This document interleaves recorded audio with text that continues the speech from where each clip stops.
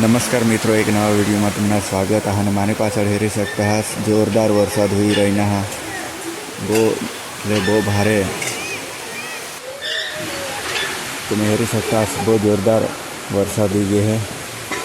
एकदम जोरदार एटले जोरदार थोड़ा पानी वरसे ने एकदम थोड़ी थोड़ी वारा भी है। वावाझोड़ा भी है। या शहर मसी भी नहीं गई बहार 4-5 दिवस लगातार बपोर पछी पानी चालू चालू ये तो हेरी सकता है। डोल भरा गया, थोड़ा तो पानी आना है,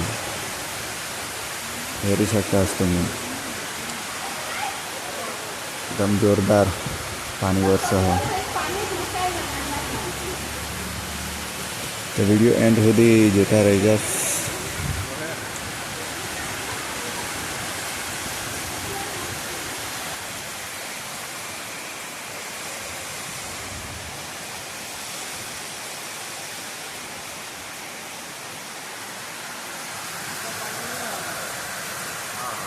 खुला दिखा